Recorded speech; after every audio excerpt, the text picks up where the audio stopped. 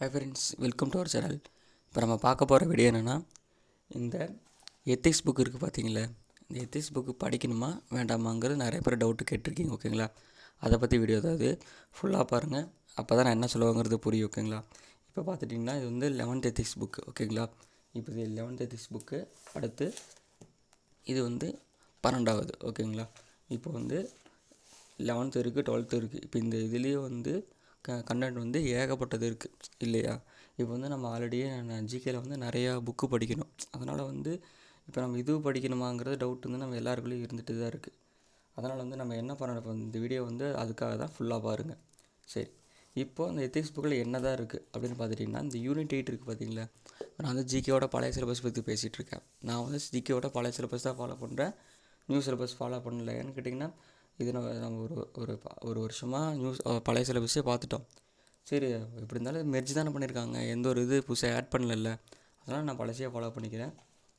சரி, இப்போ பாருங்கள், இப்போ வந்து 12th அந்த பக்கம் வச்சுட்டு இப்போ 11th பற்றி நம்ம பார்த்துடலாம். இப்போ பாருங்கள், 11th பார்த்துக்கோங்க. இந்த 11th புக்கில் பார்த்துக்கோங்க. 11th தமிழுக்கு ஃபஸ்ட்டு ஒரு இது. ஓகேங்களா, ஃபஸ்ட்டு ஒரு இது பாருங்கள்.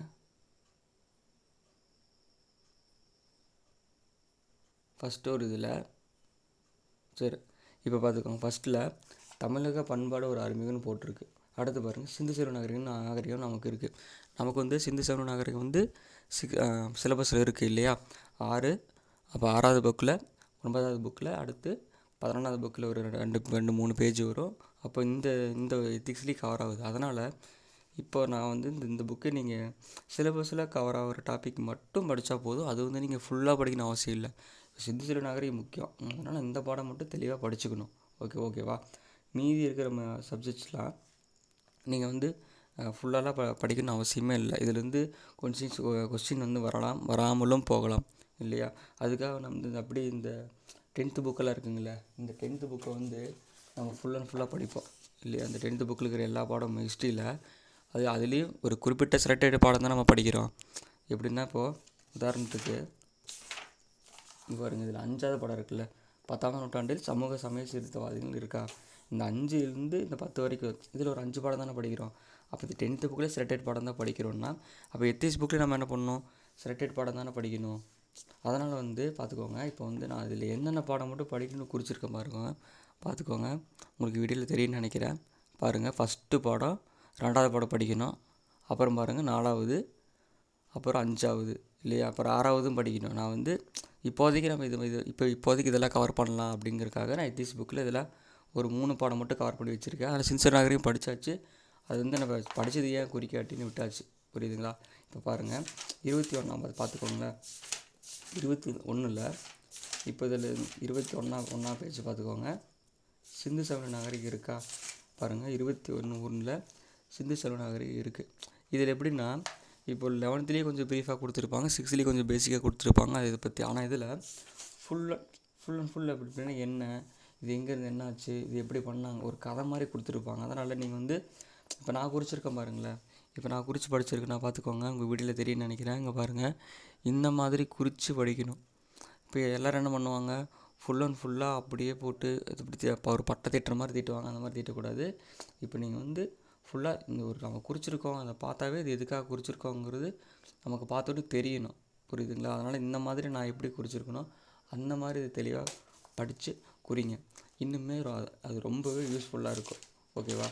அத்தனையுமே இப்போ சிந்து சமவெளி நகரத்தில் இப்போ என்னென்ன இருக்குன்னா எல்லாமே இதை கொடுத்துருக்காங்க. அதனால் இது வந்து சிலபஸில் கவர் ஆகிற டாபிக் மட்டும் தெளிவாக படித்தா போதும். இப்போ வந்து அது ஜஸ்ட்டு ஒரு பேசிக்காக இதில் என்ன இருக்குது, இவ்வளோதான் இருக்கா அப்படின்ட்டு இருக்கோன்னா 6லேருந்து 10வது வரைக்கும் எடுத்துருவாங்க கொஷின். மீறி போனால் தான் 11th 12th கொஞ்சம் ஹிஸ்ட்ரியில் போகுது. மீதி எத்திக்ஸில் வருவாங்கன்னு கேட்டிங்கன்னா ஏதோ ஒரு 1-2 கொஷின்ஸ் வரலாம், புரியுதுங்களா. 1 கொஷின் வரலாம். அது 11th புக்கில். அடுத்து 12th புக் இருக்குங்களே, இந்த 12th புக்கில் பார்த்துட்டிங்கன்னா இப்போது இது வந்து 12th எத்திக்ஸா. இந்த 12th எத்திக்ஸில் என்ன இருக்குதுன்னு பார்த்துட்டிங்கன்னா, இப்போது இதுலேயே ஒரு 10 பாடம் இருக்குது. 10 பாடம் இருக்கா. இதில் நம்ம இதுலேயும் செலக்டட் பாடம் தான் இருக்குது, புரியுதுங்களா. செலக்டட் பாடம் தான். யாராவது வேட்டை செடி வச்சுருந்தீங்கன்னா அந்த வேட்டை செடியில் பார்த்தீங்கன்னா தெளிவாக அவங்களே கொடுத்துருப்பாங்க. எத்திக்ஸில் இது மட்டும் படித்தா போதும், ஃபுல் அண்ட் ஃபுல் நீங்கள் படித்து டைம் வேஸ்ட் பண்ண அவசியமே இல்லைன்னா நம்ம எல்லா புக்குமே படிக்கணும். அதனால் எத்திக்ஸ் புக்கு ஃபுல்லாக படித்து அதை மனப்பாடம் பண்ணி வச்சு ஒன்று ஷார்ட்கட் போட்டு அதை படித்து அது தேவையில்லாதது.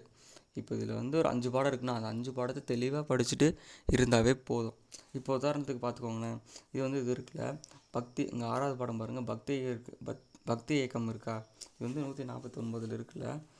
இது பாருங்கள் எவ்வளோ இருக்குதுன்னு கண்ணன்ட்டு. பக்தி இயக்கத்தில் இது வந்து யூனிட் 8 வரும் பாருங்கள். நாயன்மார்கள் இருக்காங்களே அவங்கள பற்றியும், அப்புறம் திருஞான சம்பந்தர், நமக்குலாம் சுந்தரர், அவங்களாம் என்னென்ன பண்ணாங்கிறது எல்லாமே ஃபுல் அண்ட் ஃபுல் நம்ம தமிழ் புக்கில் இருக்கிறத விட அந்த இதை பற்றி இதில் தான் ஃபுல் அண்ட் ஃபுல்லாக இருக்குது.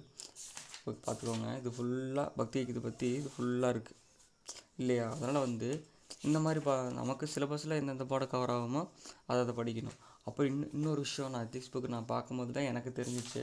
என்ன விஷயம்னு கேட்டிங்கன்னா, இந்த 7வது பாடம் பாருங்களேன், சமூக சமய சீர்திருத்த இயக்கங்கள்னு போட்டு இருக்கா.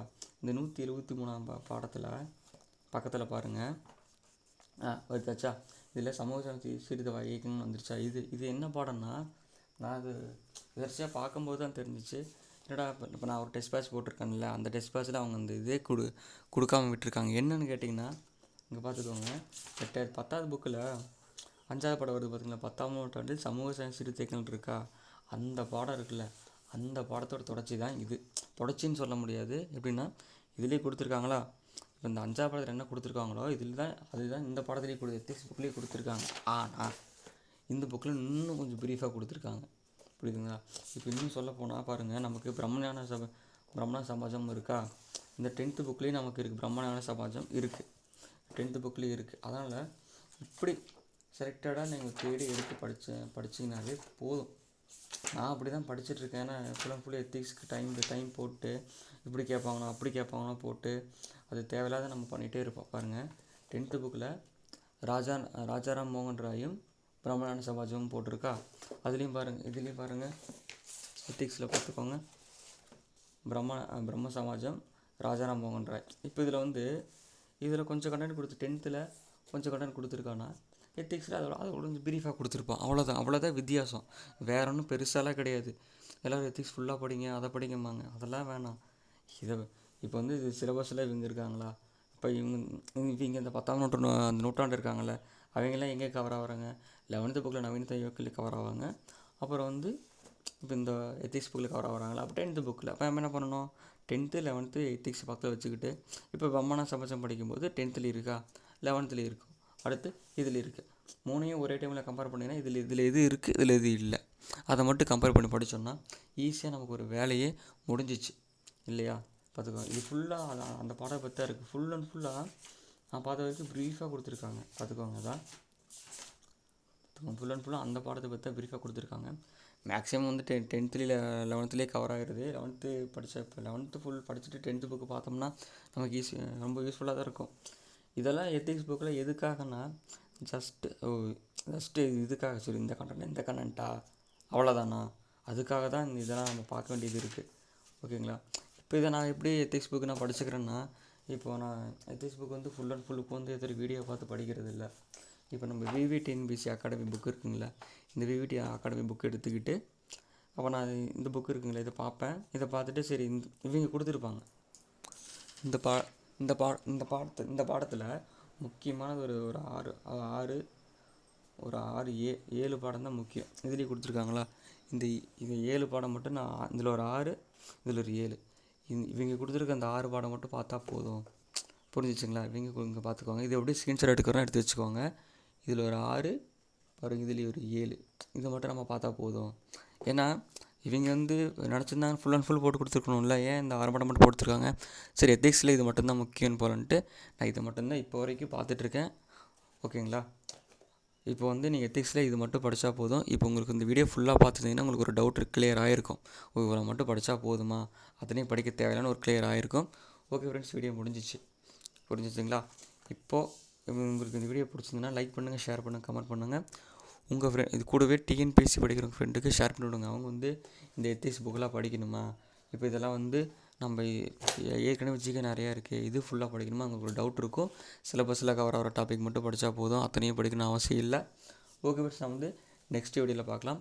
நம்ம சேனலில் இந்த டிஎன்பிசி ரிலேட்டடாக நிறையா வீடியோஸ் வந்துக்கிட்டே இருக்குது.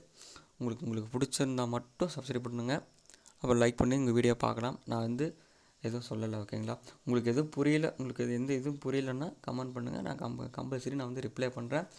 ஓகே ஃப்ரெண்ட்ஸ், நான் வந்து நெக்ஸ்ட் வீடியோவில் பார்க்கலாம்.